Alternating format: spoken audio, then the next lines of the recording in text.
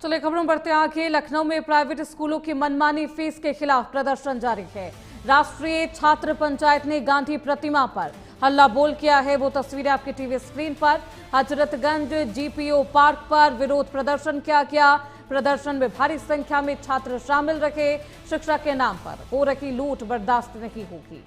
Fees नियंत्रण के लिए सख्त कानून बनाने की मांग है। महंगी किताबें बदलने के लिए सिंडिकेट खत्म करने की मांग है। एनुअल चार्ज और छिपे हुए शुल्कों पर भी रोक लगाने की मांग की जा रही है। सरकार से तत्काल हस्तक्षेप करने की अपील की गई है। मांगे पूरी नहीं होने पर आंदोलन करने की भी चेतावनी दी गई है। तो ये तस्वीरें आपको दिखा रहे हैं। सरकार से इस पूरे मामले पर हस्तक्षेप करने की मांग की गई है।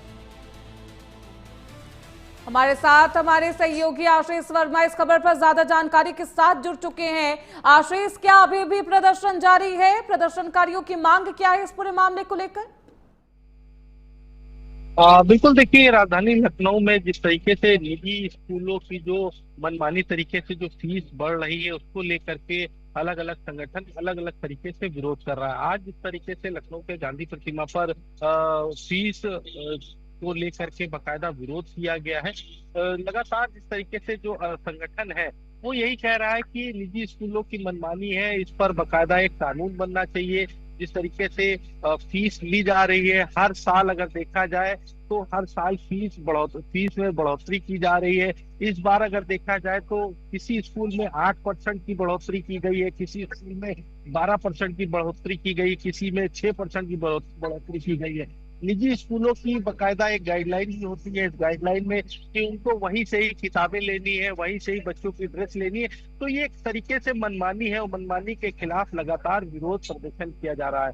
क्योंकि जिस तरीके से निजी स्कूल है, इन निजी स्कूलों में जो बच्चे हैं, जो पेरेंट्स हैं, किसी पेरेंट्स की उतनी सैलरी नहीं है कि अपने बच्चे को उस स्कूल में पढ़ा सके।